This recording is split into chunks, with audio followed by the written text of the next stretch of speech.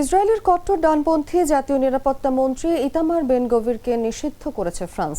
সম্প্রতি গাজাগামী global Sumud ফ্লোটিলার আন্দোলন কর্মীদের উপহাস করার একটি ভিডিও সামাজিক মাধ্যমে শেয়ার করেছেন তিনি। এই ঘটনায় আন্তর্জাতিক অঙ্গনে নিন্দার ঝড় উঠেছে। ফ্রান্স জানিয়েছে, এই ঘটনার পর ইসরায়েলের কট্টর ডানপন্থী জাতীয় নিরাপত্তা মন্ত্রী ইতামার বেন গভিরকে তাদের ভূখণ্ডে প্রবেশে নিষেধাজ্ঞা জারি করা হয়েছে। শনিবার সামাজিক মাধ্যম এক্সে ফরাসি পররাষ্ট্রমন্ত্রী জন-নোয়েল বারো বলেন, আজ থেকে ইতামার বেন গভিরের ফরাসি ভূখণ্ডে প্রবেশ নিষিদ্ধ করা হলো। গ্লোবাল সুমুদ ফ্লোটিলার ফরাসি ও ইউরোপীয় নাগরিকদের প্রতি তার নিন্দনীয় আচরণের জেরেই এই সিদ্ধান্ত নেওয়া হয়েছে। বেন গভির সামাজিক যোগাযোগ মাধ্যমে এমন একটি ভিডিও পোস্ট করেছেন, যেখানে দেখা যায় আশতুত বন্দরে ফ্লোটিলার আন্দোলন কর্মীরা চোখ বাঁধা ও হাত বাঁধা অবস্থায় মেঝেতে হাঁটু গেড়ে বসে আছেন এবং বেন গভির উল্লাস করছেন।